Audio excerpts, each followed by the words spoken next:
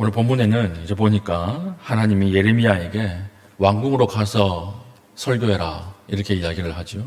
근데 뭐 좋은 말이겠어요. 지금까지 하나님이 계속 다 죽는다, 철저하게 죽는다 이렇게 이야기를 하고, 어제 본문에서는 그 시드기야가 보낸 대신들, 거짓 선지자들 앞에서도 다 망한다고 전해라 이렇게 얘기를 했으니까 좋은 말 아니겠죠.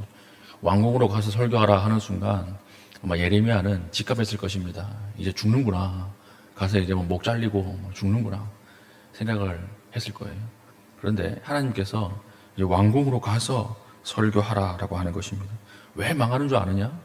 유다 왕가가 왜 끊어지고 바벨론에 끌려가서 비참하게 망하는 줄 아느냐? 이걸 이제 이야기를 하는 것이죠. 이것이 이제 3절입니다.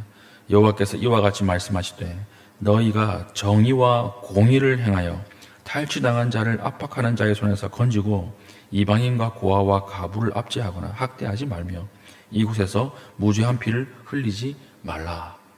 그리고 4절 너희가 참으로 이 말을 준행하면 다윗의 왕위에 앉을 왕들과 신하들과 백성이 병거와 말을 타고 이 집 문으로 들어오게 되리라. 5절 그러나 너희가 이 말을 듣지 아니하면 내가 나를 두고 맹세하노니 이 집이 황폐하리라. 여호와의 말씀이니라. 그러니까 왜 망하는 거예요? 하나님께서 어저께 끝에 잠깐 살폈듯이 다윗 왕을 세우는 것은 무엇 때문입니까? 이 땅에 정의와 공의를 행하기 위해서 하나님 왕가를 세웠는데 이 다윗 왕가가 이것을 실행을 안 하는 거예요.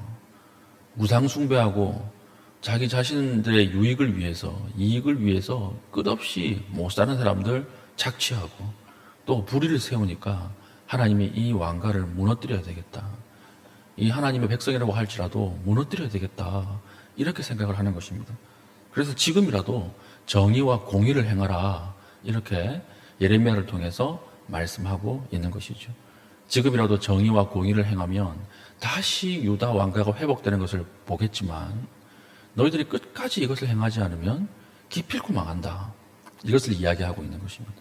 정의는 무엇이냐면요. 정의는 사회 시스템이에요. 사회 시스템. 불의한 시스템을 고치고 뜯어 고쳐서 사람들을 이렇게 이 사회 시스템 안에서 잘 살 수 있도록 돌아가는 사회 구조를 만들라라고 하는 것이고요. 그리고 공의는 무슨 뜻이냐면 이것은 사람과 사람 사이에 불쌍하게 여기는 거예요. 불쌍하게 여기는 거. 그러니까 우리 뭐 이렇게 가난한 사람에게 시혜를 베푼다거나 이런 것들은 아무리 법을 강화해도 불가능하죠. 못 사는 사람이 없는 나라를 만드는 건 불가능하잖아요. 그럼 이제 누가 해야 돼요, 이걸? 사람과 사람 사이에, 이웃과 이웃 사이에 이 긍휼히 여기는 마음을 가지고 돌보라는 것입니다. 가난한 사람을 돌보고 고아와 과부들과 객들, 아무런 사회적 시스템 안에 들어올 수 없는 사람들을 돌보아라. 그러니까 이 두 개 하라는 말이에요. 겉으로는 사회 시스템을 잘 만들어서 백성들로 하여금 살 수 있게 만들고 또 사람과 사람 사이에 백성들 사이에서는 불쌍히 여김, 긍휼을 가지고 너희들이 도와서 가난하게 죽는 사람, 길거리에서 죽는 사람이 없게 하라.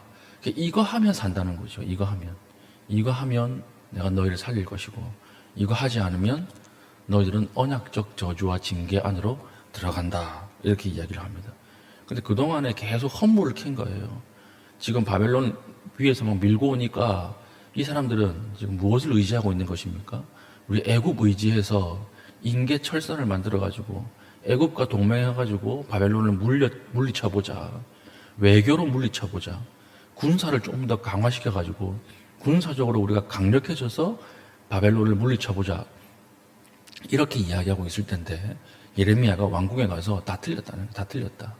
하나님이 이 나라와 이 땅과 이 왕가를 주신 이유가 있다. 이 사명을 잘 행할 때에 하나님께서 이 나라와 이 땅을 다시 보호하실 것이다. 이렇게 이야기하는 것입니다.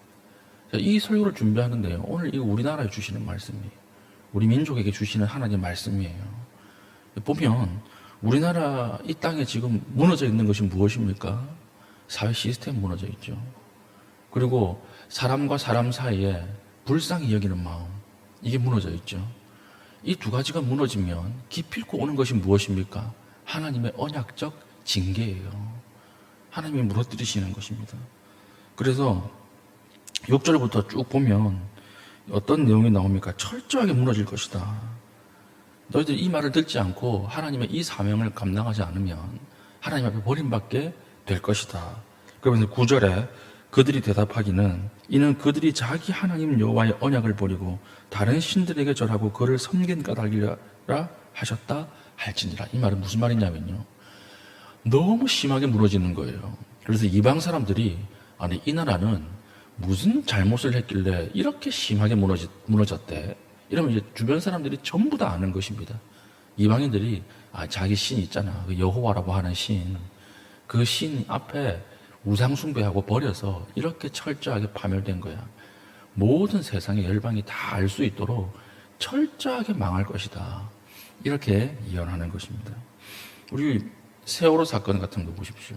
잼버리 사태, 그리고 요즘 서현역 사태, 신림역 칼부림 사태 보면 이것을 보면서 느끼는 것이 얼마나 우리가 무자비해졌는가, 그리고 얼마나 사회 시스템이 지금 망가지고 무너져 있는가, 이것을 우리가 보는 사건이 아닙니까? 이제 21세기가 되고 국가의 매스 크기가 점점점 커질수록 이제 사고가 한번 일어나면 대형 참사가 돼요. 예전에는 국가가 작았기 때문에 이렇게 소그룹 집단 중심으로 이렇게 사람 모여 살았기 때문에 나룻배가 뒤집어지면 몇 명 안 죽잖아요. 근데 오늘날 배가 뒤집어지면 수많은 사람이 죽는 거예요.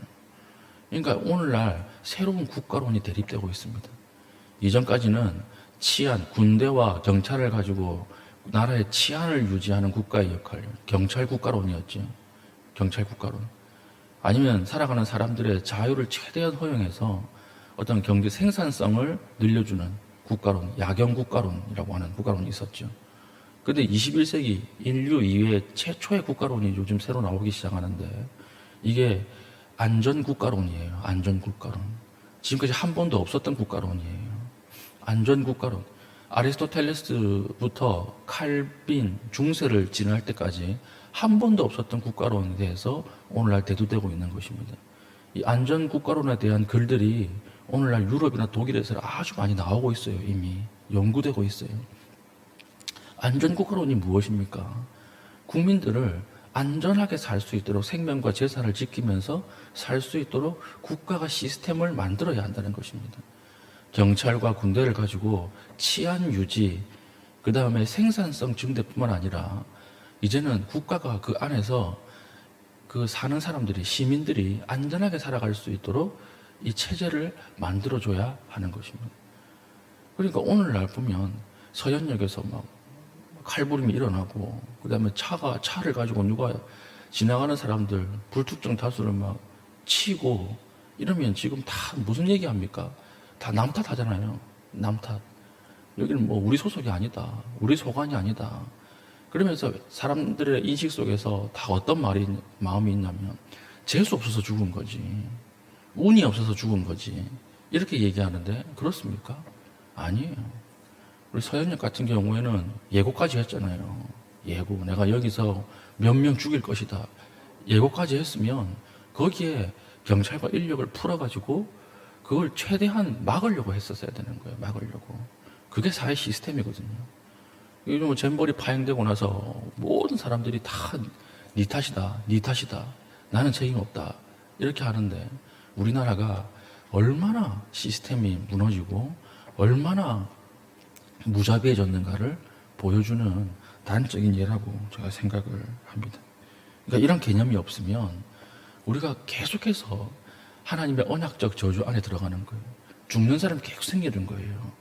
칼부림 사건이 계속 일어나는 거예요. 그러니까 오늘 성경에서 우리에게 하나님이 이렇게 말하고 있는 것입니다. 너희는 정의와 공의를 다시 세우라. 다시 세우라. 우리가 들어가 있는 모든 사회 시스템 속에서 이제는 악의 시스템이 세워지지 않도록 우리가 그리스도의 이름으로, 하나님의 이름으로 선한 구조를 만들어내라. 이 구조 안에서 죽는 사람, 이 구조 안에서 피해당하는 사람이 없도록 들어가는 곳곳마다 빛과 소금의 역할로 이 시스템을 세우라. 이렇게 말씀하시는 것이고, 두 번째는 사람과 사람 사이의 긍휼이죠. 불쌍히 여김. 이것을 가지고 이웃을 대하라. 이렇지 않으면 우리나라도 어떻게 돼요? 오늘 말씀하시는 언약적 저주 안으로 들어가는 것입니다. 계속 죽어나가는 거예요. 죽어나가면 죽어나갈수록 자기가 잘못해서 죽은 거지. 거기 왜 가 있냐 그러니까 집에나 있지. 이태원 참사 같은 거 보십시오. 왜 거길 가가지고 그렇게 죽음 당하냐. 이렇게 이야기할 수밖에 없는 것입니다. 오늘 이 본문을 보면서 정말 우리가 하나님이 이 땅에 우리 민족에게 주시는 말씀이라고 생각을 하고 오늘 이 시간 이 나라를 위해서 좀 기도했으면 좋겠어요. 사회 시스템이, 정의의 시스템이 다 무너져 가고 있습니다. 가는 곳마다 다 비리가 있고 다 이 불의가 있고 불법이 있는데 더 이제 가슴 아픈 것은 그 안에 기독교인들이 있다는 거예요. 그 안에 기독교인들이 우상 숭배하는 거죠. 만몬, 돈을 우상 숭배해서 돈 때문에 그 다 넘어가는 거예요.